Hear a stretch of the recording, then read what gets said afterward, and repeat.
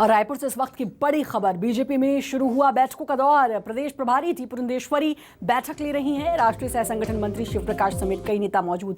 बैठक में प्रदेश सरकार के खिलाफ रणनीति बनेगी, 2023 के चुनाव पर नजर और उसकी तैयारियां शुरू। और अब बैठकों का दौर, प्रदेश प्रभारी टी पुरंदेश्वरी आई हैं और उनकी अध्यक्षता में बैठक चल रही है। राष्ट्रीय सह संगठन मंत्री शिव प्रकाश समेत कई नेता इस बैठक में मौजूद हैं। बैठक में प्रदेश सरकार के खिलाफ रणनीति भी बनाई जाएगी।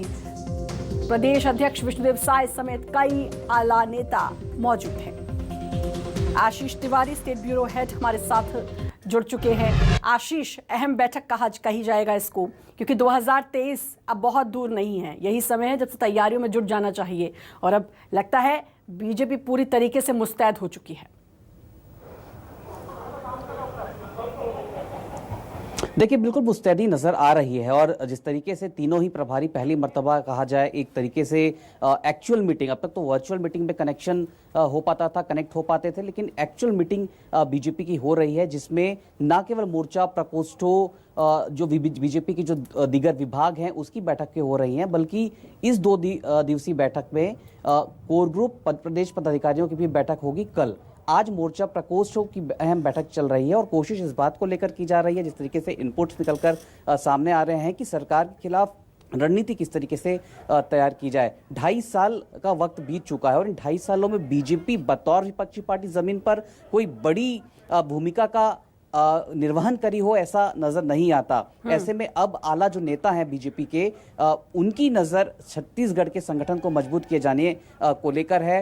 अब तक बड़े जो नेता हैं, जो पार्टी के प्रभारी हैं, वो दूसरे राज्यों के चुनाव में ज्यादा इंगेज थे। ऐसे में अब जब वक्त मिला है तो छत्तीसगढ़ कैडर की तरफ उनका ध्यान खींचना नजर आता है।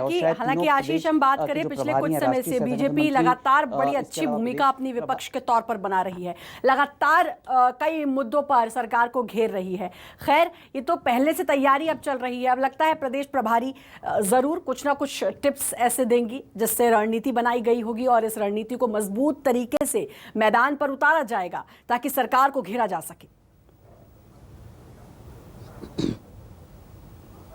देखिए, बिल्कुल निश्चित तौर पर बीजेपी पिछले कुछ एक पखवाड़े की बात करें तो बीजेपी की जमीनी जो मजबूती है एक आंदोलन की शक्ल में वो थोड़ी मजबूत होती नजर आई है, लेकिन कोई प्रॉपर फॉर्मेशन नहीं था, कोई प्रॉपर स्ट्रेटेजी नहीं थी लॉन्ग टर्म के लिहाज से यदि बात की जाए। अब जब ये बैठकें चल रही हैं, लगातार 2 दिनों की बैठकें होंगी, तो बीजेपी एक कंक्रीट स्ट्रेटेजी तैयार करेगी कि सरकार के खिलाफ किन मुद्दों पर सरकार के खिलाफ जनता के बीच बीजेपी जाए और अपनी न केवल कैडर का विस्तार किया जाए बल्कि अपनी जमीनी जो ताकत बीजेपी की है उसे दोबारा मोबिलाइज किया जाए। तो ये एक अहम एजेंडा बातचीत का होगा। मोर्चा और प्रकोष्ठों की अलग अलग बैठकें लेने के पीछे का उद्देश्य भी यही है, क्योंकि यही वो कैडर है जो पूरे प्रदेश में सरकार के खिलाफ माहौल बनाएगी। महिला मोर्चा, यूथ कांग्रेस, यूथ युवा बीजेपी जो है बीजेवाईएम, ये जो तमाम ऑर्गेनाइजेशन बीजेपी के हैं, चाहे एसटी मोर्चा की बात करें, पिछड़ा वर्ग मोर्चा की बात करें, ये तो तय है कि तैयारी इस बार बीजेपी दुगनी क्षमता के साथ करेगी। दुगनी क्या बल्कि उससे ज्यादा आशीष, क्योंकि 2018 में